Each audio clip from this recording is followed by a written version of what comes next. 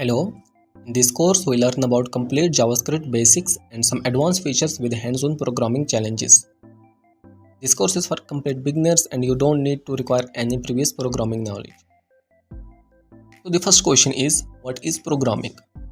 Computers are dumb. To perform an action we need to give them proper instructions. Programming is an act of constructing a program and a set of precise instructions which tells a computer what to do. What is JavaScript? To write a computer program, we need some language that is understandable by computer, and JavaScript is one of those programming languages. JavaScript is one of the world's most popular programming language. It is used to provide various forms of interactivity to web applications. Nowadays, we can make full web and mobile applications, even games with JavaScript. How to execute a JavaScript program? We can execute JavaScript program by browser's console with JavaScript runtime environment, which is Node.js, with the help of some text editor like VS Code or Sublime Text, or with online JavaScript editor. For example, on Chrome browser, right click and select inspect elements and then select console tab. Here we can execute JavaScript instructions like console.log hello.js, and our text hello.js is printed on the screen.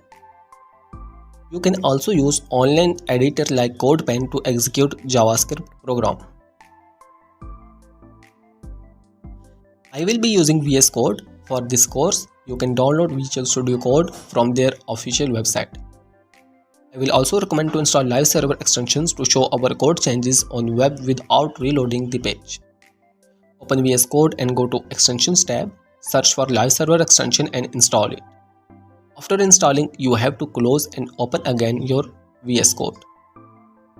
Create new file in VS Code and save it as index.html.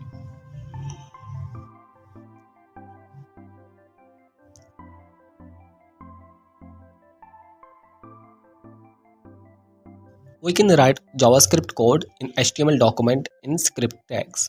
For example, console.log hello from VS.